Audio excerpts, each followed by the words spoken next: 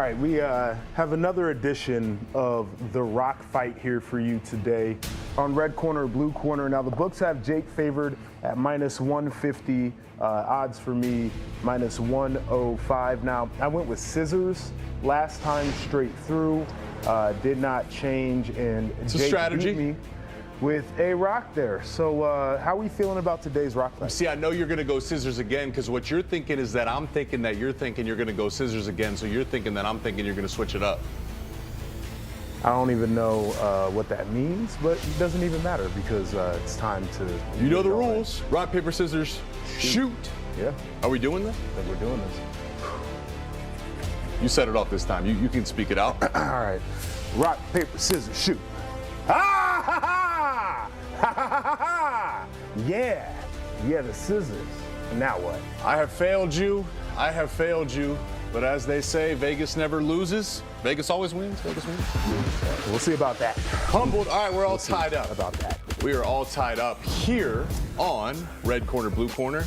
This is Joshua Perry. He is a national champion. He is an Ohio State Buckeye. He's great in the community. I mean, what else can we say about this guy? He's just well-rounded. That's Jake Butt, Michigan Wolverine, two-time All-American Mackey Award winner for the best tight end in the sport, but also a great guy as well, and somebody who I certainly enjoy spending time with. Man, you're making me blush. Of course, we make up Red Corner, Blue Corner. You guys also make up Red Corner, Blue Corner.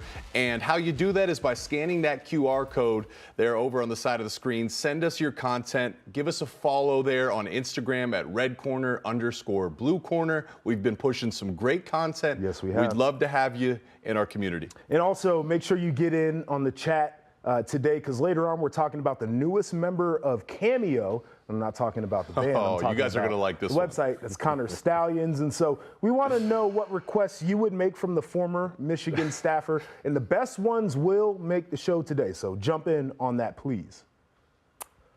What do we got here? We're starting the show with a new segment. Yeah, we are. And I like the name of the segment. It's called 3 and Out. Uh-oh. We're, of course, a fully interactive show, and one fan, Eric, sent us a question. So, Eric, what do you got for us? Hey there, Josh and Jake. Eric from Chicago here. I'm calling about the Hawkeyes. Let's go Hawks, baby. So, obviously, we just fired a bunch of our coaches. Atrocious offensive seasons the last few years. What path do you feel that the Hawkeyes should take? Like, do we just hire from within the Kirk Ferentz coaching tree? Or do we go out and find someone else who could maybe, like, change the culture up a little bit, win the offense? Like, pass the ball to wide receivers, not run it every play. Like, there's just so many questions out there, and I'd love to hear your guys' input. Pass the ball to wide receivers. Hang on now, Eric. Hang on. Get ahead of ourselves here. What are you talking about? What do you think, JP? I know you love the Hawkeyes offense. Well, first off, if they want to throw it to wide receivers, they should get some guys on roster who can actually catch the football with some consistency. Like, I think that's a part of the problem with the Iowa offense there. And I know that, Brian Ferentz was the easy punching bag, and he should have been, because he certainly was not great as an offensive coordinator. But as you start to look at the inputs, there were times where they went empty formation and they were trying to air the ball out. And those guys, it hit them right in their hands and they wouldn't catch it. For me, I think that they should keep the DNA of who they are. And we saw a team in Michigan who could be very successful as a run emphasis team. And I think that's what Iowa is in the way that they've been constructed and the way that they've recruited. With that being said, it feels like Paul Chryst is a guy that would make a ton of sense in that role.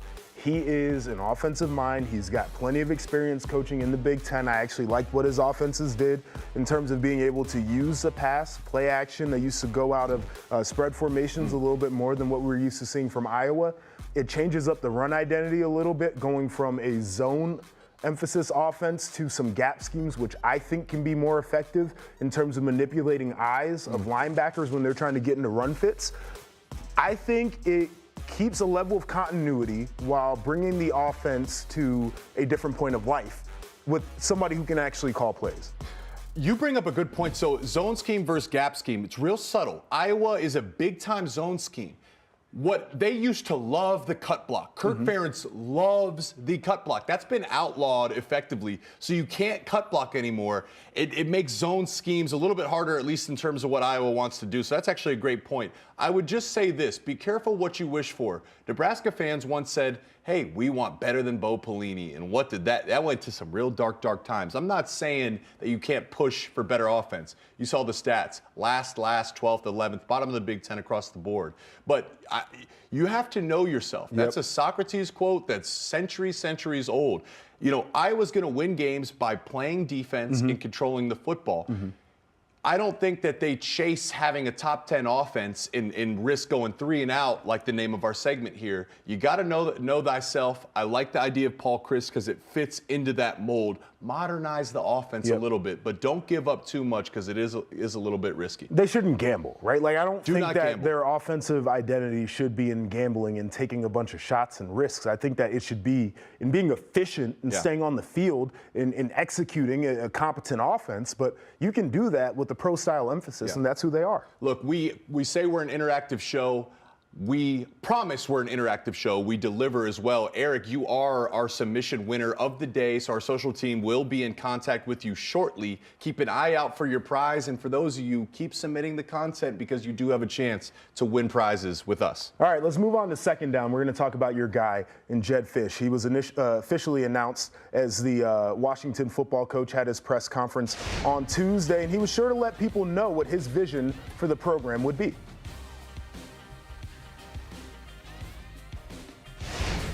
In 2024, college football has changed, and we all have to recognize that. I do believe that our culture is transferable. Our culture is us. Our culture is people. You can compete with schematics, but you win with people. And that will be exactly what we preach every single day. We recognize and we will own the responsibility of putting a great product on the field. We also hope that our community recognizes and owns the importance of name, image, and likeness, and everything that goes along with putting together a fantastic roster. All right, so Jedd Fisch said his culture is transferable, right? I mean, you kind of got to be like that in today's day and age. He called on the fans as having an obligation to support name, image, and likeness. How important will NIL be for Washington as they move into the Big Ten? I mean, look, it's important for everybody, of course, but, you know, the urgency for Washington is extremely high right now. Look, you're replacing your head coach, you're replacing both coordinators, you're replacing a generational quarterback, your top 3 wide receivers, a couple pieces across the offensive line, your starting running back. I mean, do you want me to continue on because the story's the same on defense? How do you replenish that talent? Well, the law of the land today is NIL, JP. It's just the truth of the matter. I will say this, what I liked what Jedd Fisch said there is, hey, look, you win with people, but scheme and development are still part of this equation. Washington wasn't a top 10 recruiting class team consistently year in, year out to get to the national title game. So they will need a recruit, but this is still going to be about development, culture, and scheme. Yeah, it'll be an interesting thing. And to hit on the NIL point, when you're Washington coming into the Big Ten, I think that you're already at a disadvantage because you're one of the new brands. But, you know, Washington doesn't carry the same weight as Michigan, as Ohio State, as Penn State, maybe even as Wisconsin, when you start measuring the strength of different brands. And NIL can be an equalizer for that, and particularly when you're in Seattle, which is one of the big metros of the United States. Yeah. But you have to be NIL focused because I look at what Michigan has done with NIL. Big reason why they had a lot of guys come back for last year to make a championship run was because they committed to an NIL fund to bring those guys back. Those who stay will be champions, and they were true about that, and the guys got paid for being champions. I look at what Michigan did with their national championship celebration. The NIL Collective was behind putting that on. It was a big fundraiser. You have to do that. I look at Ohio State. They put together a little bit of a roster coming back. How did that happen? Well, some people stepped up and started donating to the NIL funds in Columbus. And so not only are you trying to compete with Ohio State and Michigan and those brands coming in as an outsider, but they're starting to figure out the importance of NIL. You have to be on the forefront when it comes to that. It seems like that's actually a piece of Coach Harbaugh coming back too, where he wants commitment to say, I want more willingness and openness from NIL, and I want more dollar signs. You know, Jedd Fisch said a lot of things in his opening presser, but he said, hey, listen, we have commitment from the university. We're going to be able to hire whatever assistants we want. So it sounds like there is money flowing into the university that's extremely encouraging. All right, let's go to Columbus, JP, because right now it's third down. Sure. And in Columbus, Ross Bjork was officially introduced as Ohio State's new athletic director. After stints at Ole Miss and Texas A&M, he joins the Buckeyes, where he appears to be on the same page with head coach Ryan Day. A brilliant mind in the game of football, high-level leader, knows what championship football looks like, knows how to put all of those pieces together. We get it. The game matters. And so he and I talked about that. And the best thing that I can do is lock arms with him, figure out, are there any barriers, figure out key decisions. He's the coach. He's the strategist. He has to build the roster. And it's my job to say, what are the infrastructure pieces? What are the culture pieces that I can help you with? And then let him go to work. And by all accounts, those things are all coming together. So I know him and Gene have been locking arms on key changes, and I'm here to help in whatever I can do in that realm while they make those decisions. But I'm a football guy. I'm going to help, and I'm going to make sure that, again, we compete at the highest level because the pedigree is here. So it seems like Bjork is emphasizing the relationship he has with his head coach, Ryan Day. JP, can you just kind of talk openly your thoughts on what's going to make this relationship work? Well, I think Bjork pointed to a couple of things there. Is first off, the changing infrastructure, and Gene Smith has kind of evolved in his last days as the AD there. I think that's directly in reference to how the athletic department works with NIL collectives. And one of the reasons that you bring in a guy like Ross Bjork is not necessarily, a sparkling track record as a great hirer and all those different things. It's because he's a fundraiser. It's because he knows how to do the NIL thing. We saw what Texas A&M looked like when they got their collective together, and it didn't work because they didn't have the right coach in there. Yeah. But you figure if you have the right coach and you can put the fundraising dollars together, all of a sudden you build a machine. Now, what that means for Ryan Day, you got to go out there and win. He's basically teeing it up saying, I'm going to give you whatever resources you feel are necessary to have a successful football team. But I am not the coach. You're the strategist. You're the roster builder, and I'm the support piece. Go out there and win the football games, and everything will be good. So I think for the athletic department side, it is, what can we give you? What do you need to be successful? And for the coaching side, go out there and win the games. You bring up a great point. So, Texas A&M is a great example where, hey, in the theme of know thyself, everyone has their own role. It's true in all sports. It's true in business. It's true in life. So Texas A&M, look, we have infinite funds. We're going to pay our head coach so much so that we're going to pay him $80 million to not coach. I mean, the pockets were deep out there. We also are deep in terms of NIL. They're recruiting with the best of the best of them. I mean, seriously, there wasn't a recruit that they wanted that they couldn't get if it came down to money. And yet they didn't have the coach, JP, like you said. Well, Bjork said Ryan Day is a brilliant mind in the game of football. You see the quote there at the bottom of the screen.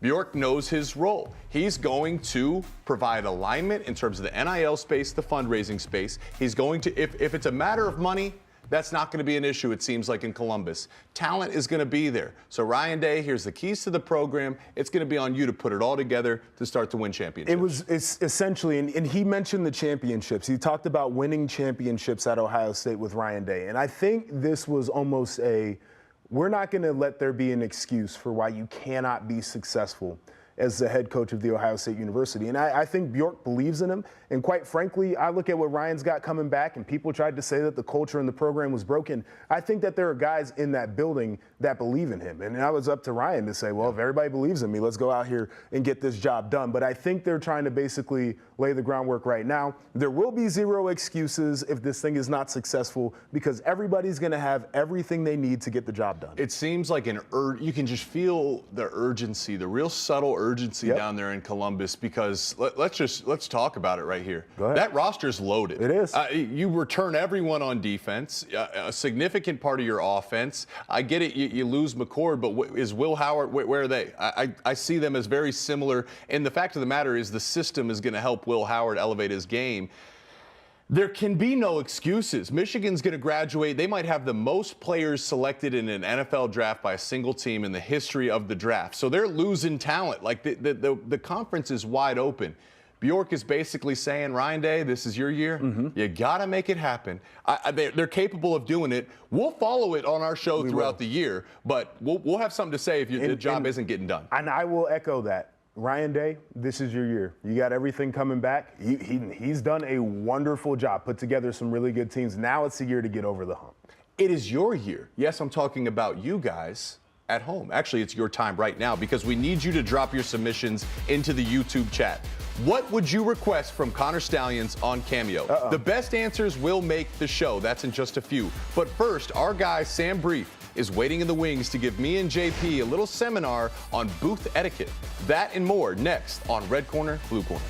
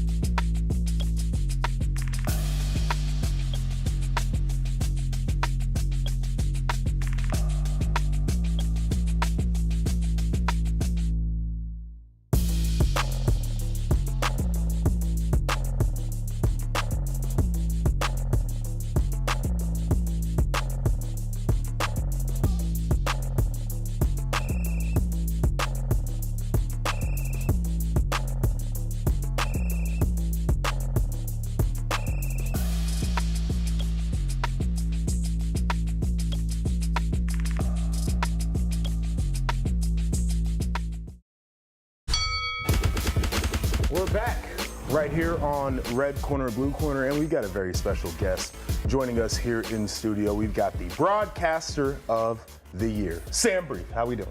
What's up? I'm good. How you doing? I'm great. Ready to Excited rumble. that you're here yet. You know, got a little off-season chit-chat here, and it's where players typically look to improve their game. And the same goes for the guys in the booth, which both of you do a phenomenal job. So as a play-by-play guy, what do you need and what do you expect from your analysts when you're on the call? Yeah, well, the thing is, you're the teacher, both of you guys. You played the game. You were in the trenches. I was not. I can't do that. So your job is to teach. We see a play on the screen. You tell us, how did that happen? Was there a guy 20 yards downfield wide open? Well, how did he get open? What did he do? Was it a blown coverage? Did he juke past his defender? You tell me about the blocking schemes, Sure. because football fans do not understand blocking schemes At all. unless they listen to people like you two. So your job is to be the teacher. I say what's happening. You say why. Okay. All right. So we're going to do a little sim here. Yeah. Okay. We got Yeah. a play from this year's Apple Cup. All right. It's Washington. They got the ball in the 21. It's 1st and 10. Sam, you're going to be play-by-play, and Jake, you're going to be the analyst. Perfect. So let's get this thing rocking and rolling. Let's do it. All right, here's Michael Penix Jr. with the score tied at 14. Penix looking deep. He's got Odunze for 6. Touchdown Huskies.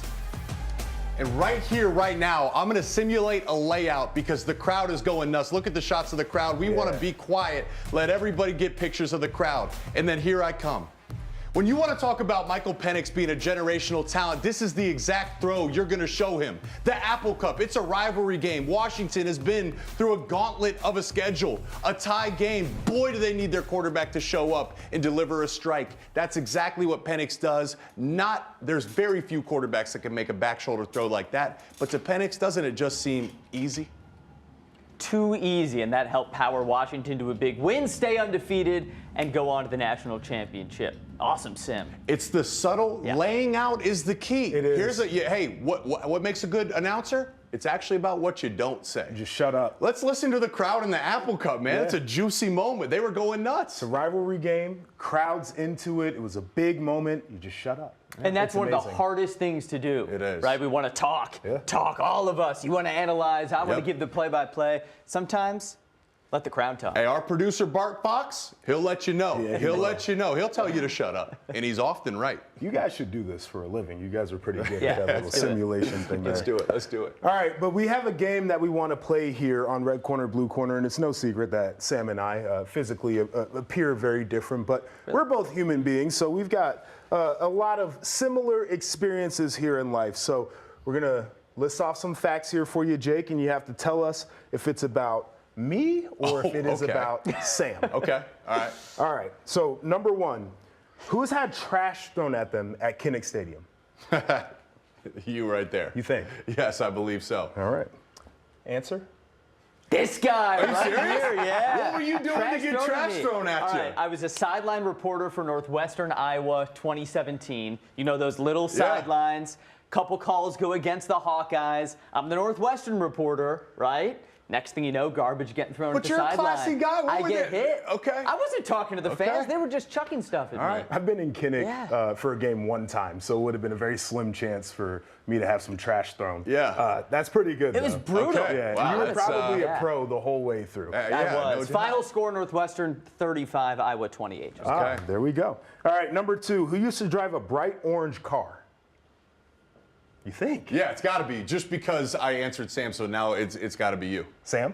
That's not how this game works. It's me. Okay. What car did you drive? A Lamborghini?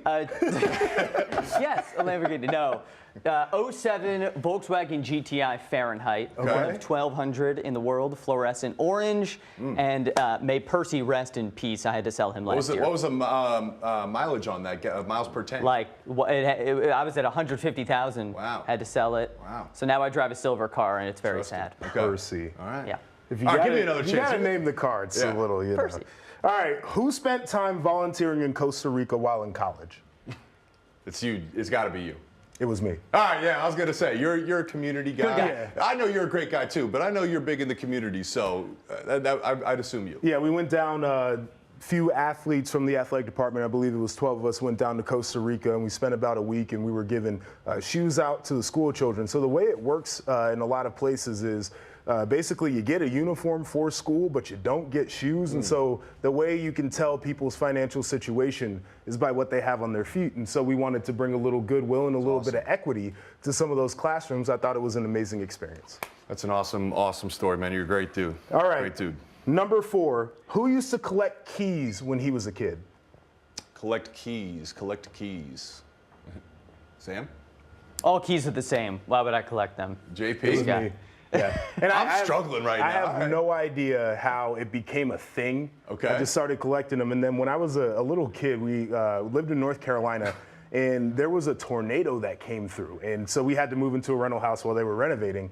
and the guy who was the project manager brought over a big old box of keys for me.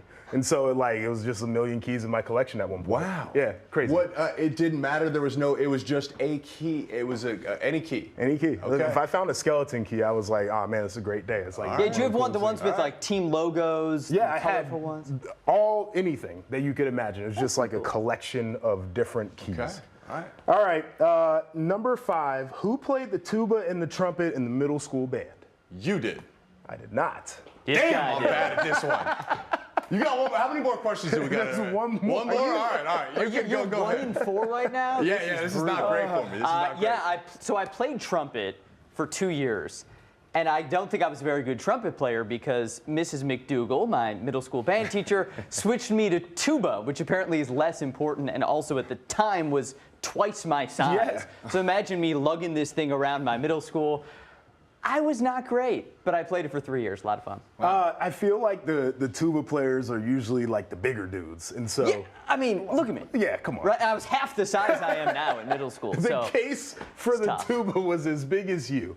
Yeah. It's amazing. All right, I got All this right, one. This is I the got last this one. one. finish strong. Who was 8 years old the first time he tried ice cream? Okay. I feel like you're lactose intolerant or something like that, bro. You got a lot of food allergies, so it's you. Yeah, it was Nice. Yes. 8 years old the first time I tried ice cream. So I was allergic to milk That's what for it is. a lot of my childhood, and then I outgrew the allergy. And when I went from the allergist, the first thing I did, we're living in Toledo, Ohio at the time, I went to this spot called Mellow Cream. Mellow Cream used to have these big ass ice cream cones. These things were humongous, and I smashed the whole thing. It was phenomenal. So yeah, but you got a little ice cream story too. Yeah, well, here's the thing. He didn't have ice cream till he was 8. I haven't had ice cream pretty much since I was 8 because, you know, Josh is big and strong. He got rid of his allergy. I developed an allergy, so I can't eat any of that. I can't go to your Mellows place in Columbus. I mean, dairy-free ice cream is pretty bomb, but I struggle. I made up for it, man. So you haven't been eating all the ice cream you would have eaten. I've been eating, and I'm a big ice cream guy. So Keep it up. Yeah, Have an appreciate extra your one tonight for sacrifice. me. Cool. Yeah. Thank you. All right, Sam. Always a pleasure Appreciate to have you you in guys. here. Thank you, brother. That was a ton of fun, but we're going to take a break over here on Red Corner, Blue Corner, and coming up, Connor Stallions. Amanda's on Cameo, people, so let us know what you would ask him, and you can see it on this show. It's all coming up after the break.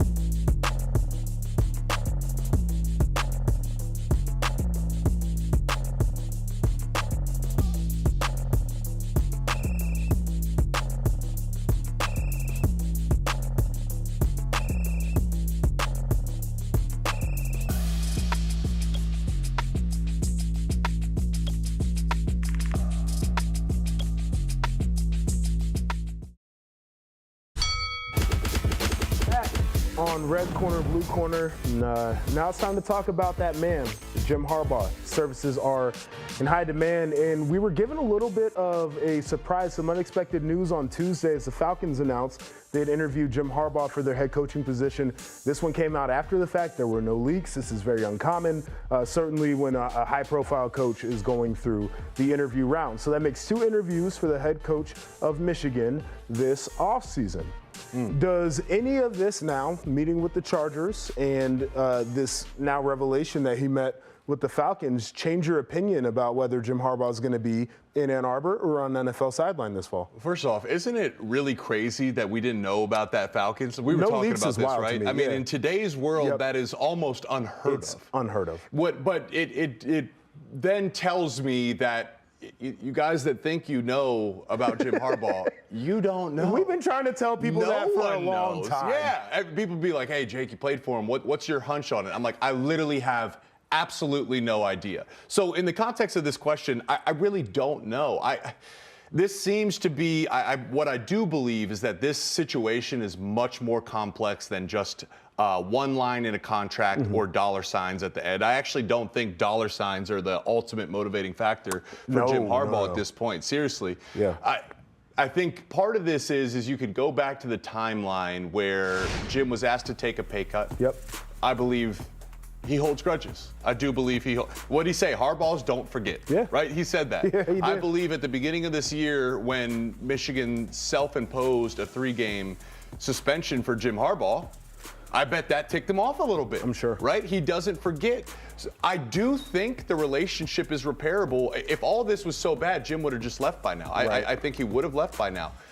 I wouldn't be surprised in either direction, but I think if they can find out a way to work I would lean more towards on the meter. I think he comes back to Michigan. I know I might be the only one to believe that right now. I wouldn't be surprised to see him in Ann Arbor.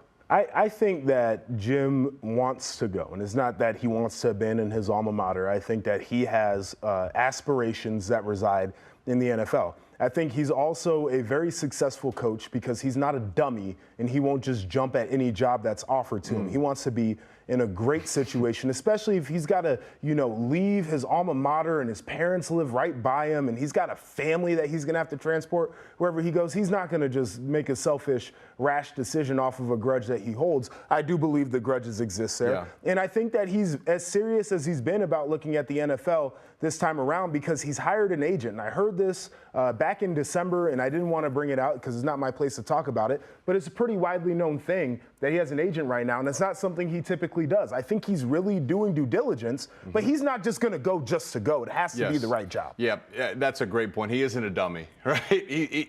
Jim prioritizes winning above all else. Winning above all else. You play the game to win. So he's going to look at all factors for his decision. And, one of those factors, this can be very challenging to win next year in Ann Arbor before we even talk about if the NCAA cracks down on him. So that's something to follow, of course. No doubt. Part of the reason it's going to be challenging in Ann Arbor is they're losing their stud running back, Blake Corum. We know he will not be back next season as he's officially declared for the NFL draft. We've had some conversations, JP, about running back value and what makes a great running back. In your opinion, what does Blake Corum need to work on between now and the draft day in late April? Yeah, I think we've had many discussions publicly and private about Blake Corum as a running back. Things that we know. Great leader. You want him in your locker room. He's a tough dude, tough runner, can break tackles, all that kind of stuff. He's got phenomenal vision. He's got really good patience, knows how to set up plays. I do not see him as an elite playmaker from the standpoint of necessarily running away from people who did not have the volume of long runs that we maybe saw a couple of years ago. Part of that, I think, is the recovery from the knee. The other part of that is it looks like the dude is bulked up and tightly wound. He's as swole of a running back as I've seen in a long time. That's something that he's going to need to prove to NFL teams. I think he needs to develop more of a repertoire out of the backfield. And we saw it on display against Alabama, where he caught the first touchdown, then he had the play where he leaked out to the flat late. I think he's going to need to show people his value as a pass catcher to really stick in the NFL. But the biggest thing that he could do, and it goes back to this long speed thing just a little bit, he's got to prove to people that he can be a true weapon on special teams. Yeah. And where I think people are going to ask questions a little bit is the fact that you might be looking at a guy who doesn't have elite speed, but he also does not have elite size measurables. It's not like, you know, typical linebacker body that you feel like you want to plug and play on special teams. A typical running back body in the way that they're made today that you want to plug and play on special teams. If I was him in every single meeting, I would be iterating to those guys, I can cover kicks, I can be that guy, I can do whatever you need me to do, because he's not an every down back in the NFL, and his value is going to have to be created through his intangibles and what he can do on teams before it becomes the feature role in the backfield. Here's the uncomfortable truth for some college players that are damn good on their team. There's a handful of guys that don't play special teams in the NFL, and their names are like Von Miller, like J.J. Watt, or those guys. The rest of us, you better damn sure be on special teams. And running back is a position, we'll call it like a core four. You're probably in the two deep on all four special teams. I'm glad you said that. That's the truth. In summary, one thing that I would say, you laid it all out perfectly. The number one thing that I think makes running backs valuable that can separate is, can you become an elite, can you become a separator in the passing game? Can you run good routes, and can you catch the ball out of the backfield? You know, Christian McCaffrey does it all well, but what makes him extremely special is his route running ability. We've seen Blake Corum, the lateral cuts, the jump cuts, the agility. So as a principal, I know he has the ability to be a good route runner. I've seen him catch the ball, maybe not completely natural like a wide receiver, but that can be worked on. So if I'm Blake Corum, the best thing I can do to separate myself, I know how to play the position well, I'd become an excellent route runner, so I can be a further weapon for whatever offense decides to utilize me. Yeah, I think basically what it's boiling down to when it comes to Blake Corum is the fact that we know he's special, but he's going to have a diverse skill set to prove he's valuable. He's a damn good worker. So I'm not going to bet again. Whatever the coach tells Blake, hey Blake, we need this out of you. Well, I won't bet on him. He's going to be the first guy in the building to get working on it. No doubt. It'll be fun to watch what his NFL career looks like, but we got to get to the thing that we've been telling you about here for a little while. And that is a former Michigan staffer,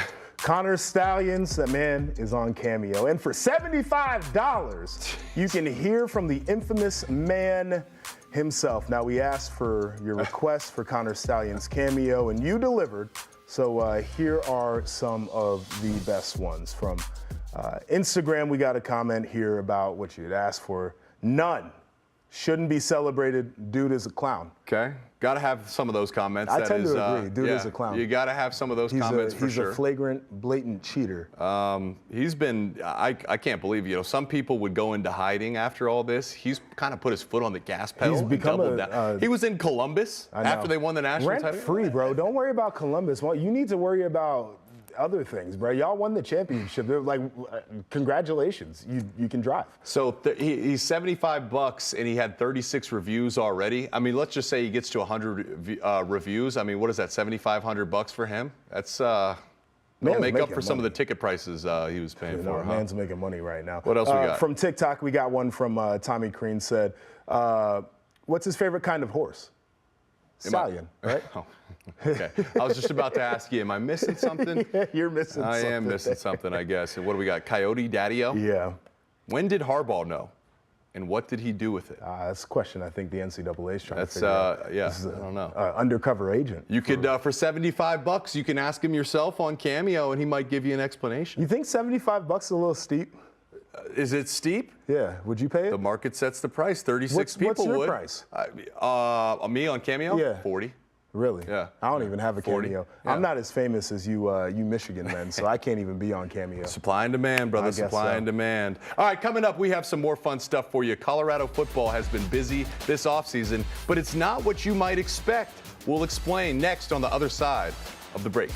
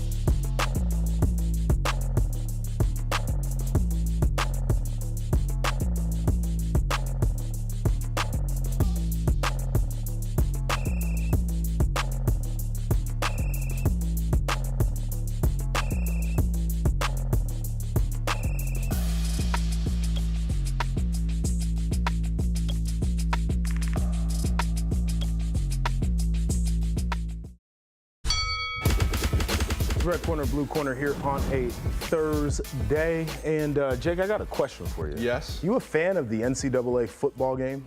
Big time The fan. video game? Greatest game of all time. Big time fan. I'm not even gonna lie. I don't want to toot my own horn. You're gonna toot your own horn. I was nice at it back then. I was nice at it. Okay, well, we have a reported release date of July 12th Okay. for the latest edition, so I know you'll be That's a picking day that after one my up. birthday. I'll get it for you as a birthday gift. You swear? Yeah, what system do you Nice. play on? Xbox. All right, Xbox, bet. yes. I got you. Okay. So we're gonna play a little game here. We actually have some plays from NCAA 14, and we got to guess what the play names Okay. are. So we got a pass play, a run play, and one defensive play. All right. Let's get them rocking with number one here. Pass play, obviously. Scissors. Ooh, yeah. I think it might be scissors. Yeah, Who knows? yeah. Scissors? Let's rock with That's that. a good question. What do we have? Snake? Destroy. Destroy. Oh, wow. No. Uh, I wouldn't run that play, to be honest with you. I don't think that's a good video game play. That's all right, though. It's at a bunch right, destroy.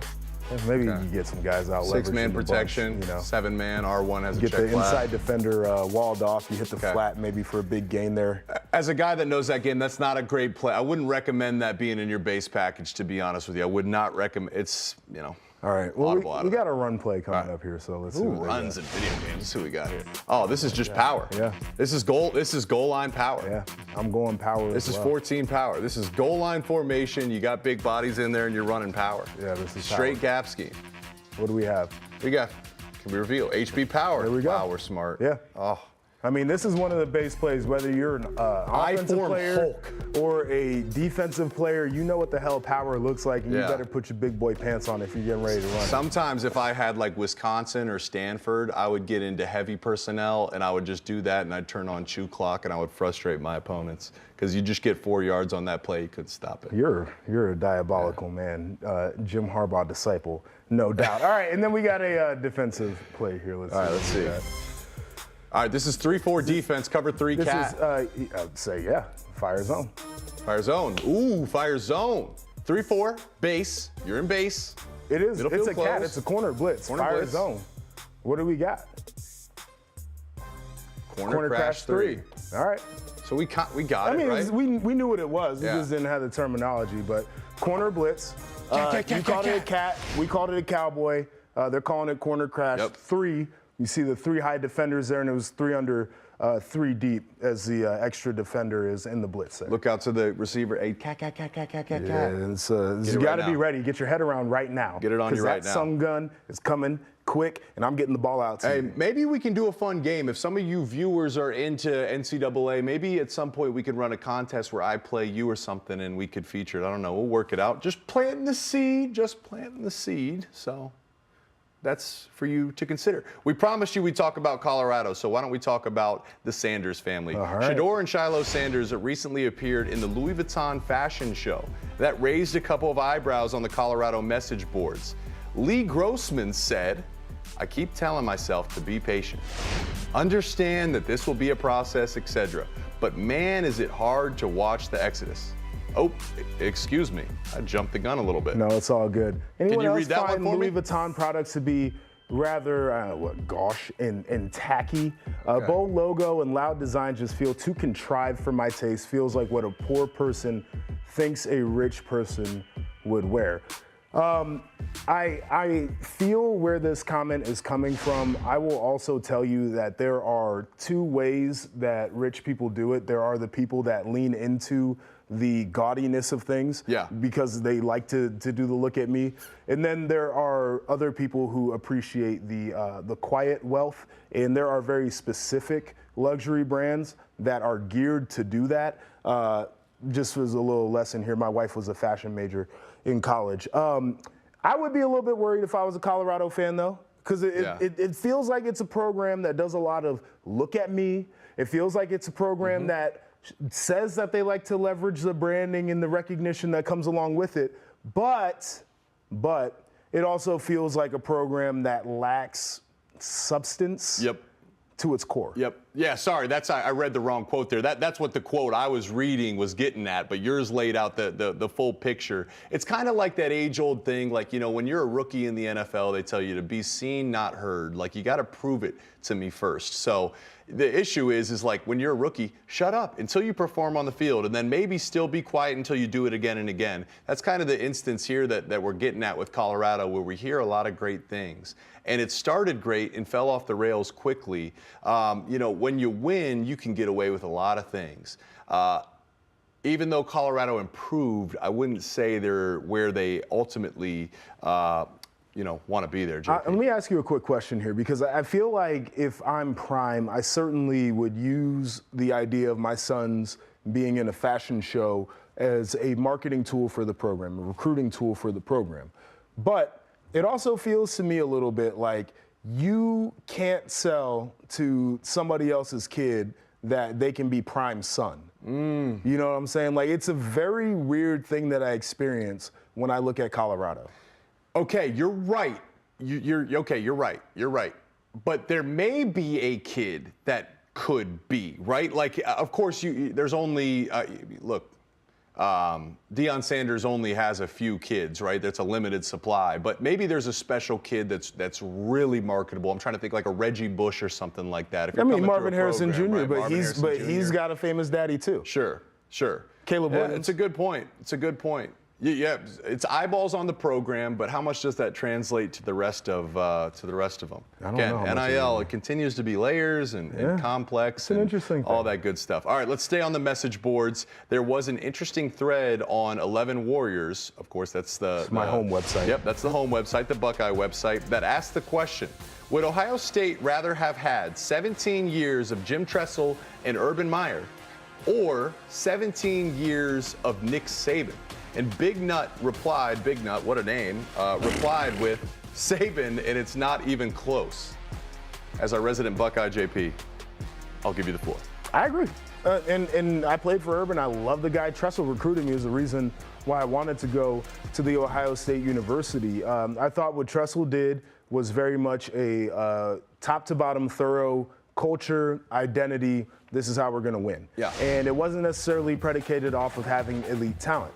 What Urban brought was the elite talent and forced people to recruit in a way where you said if you can't match talent to a certain degree, you're going to have a really tough time winning. And both of them were championship coaches in different approaches. I think that Saban would have started with the elite talent acquisition back when Tressel was there. And that would have been the difference. Ohio State didn't really get into the elite of the elite in terms of talent acquisition until Urban Meyer said that's what we're going to do. Sure. It's an interesting thing because, like, you actually, Tressel and Urban, to look at it, you can see the broader change of college football as a whole, too, where Tressel was more classic. You know, I always remember my dad telling me about how the punter is a very valuable asset of your team. Sound right? like Iowa football. Run the football and play good defense. And Urban still valued all those things, but it was more modern and explosive. Whereas Saban, I think, when you look at Saban, and this is what makes him so rare and so special, he was able to translate himself in his program through all that. That's very rare. A lot of coaches, if something works, why would I want to change? This is how I do it. It's wild to watch. Saban's one of the few that's been able to translate. He lived both Tressel and Urban. Yeah, and I don't think we'll ever see another one like him. And I'll be curious to see what this next era of college football looks like. But we're going to take a break over here. But coming up, did you know that you could actually bet on Nick Saban's next job? We're just talking about the GOAT leaving the game. Find out what we're predicting for his future. That's coming up.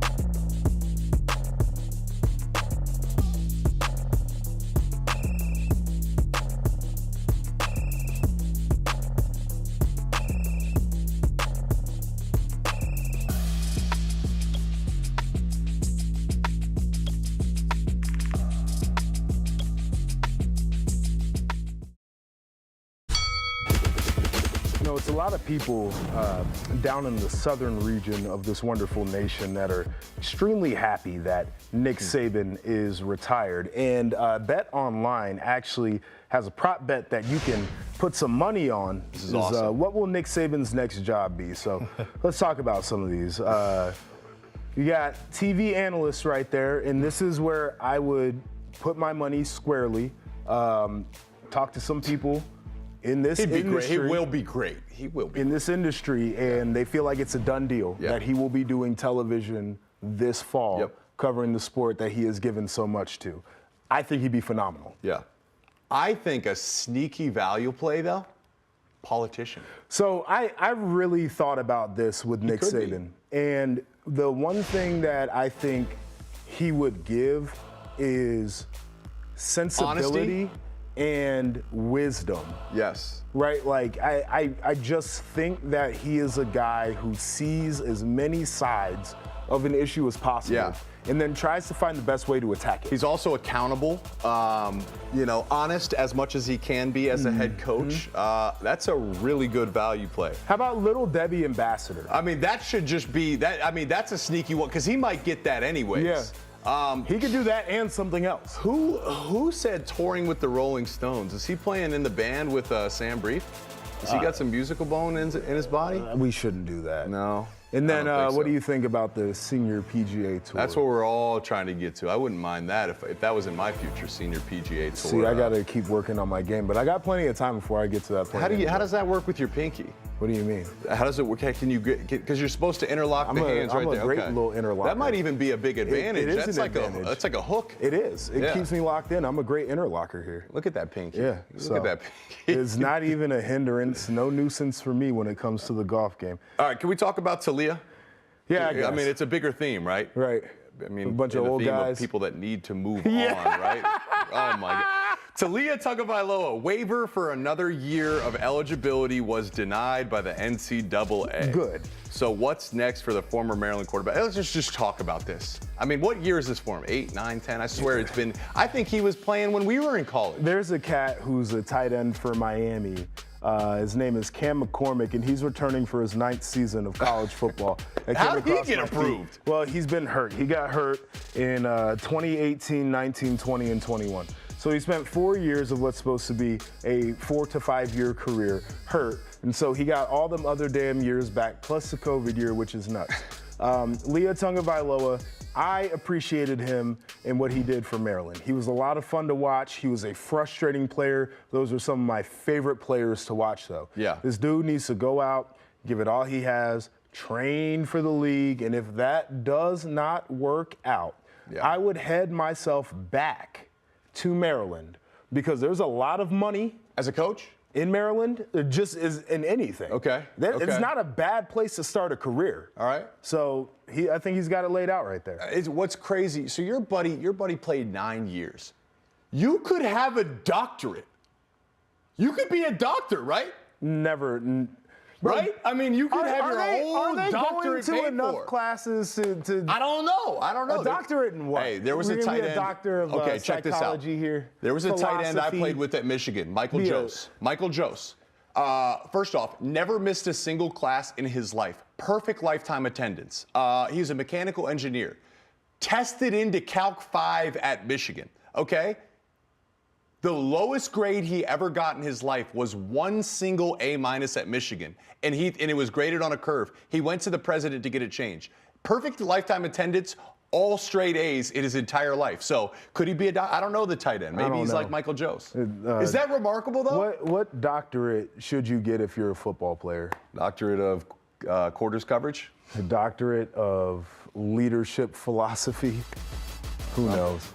All right, that'll do it for us right here on Red Corner, Blue Corner. For Jake Butt, I'm Joshua Perry. We'll see you on Monday right here on Stadium, y'all.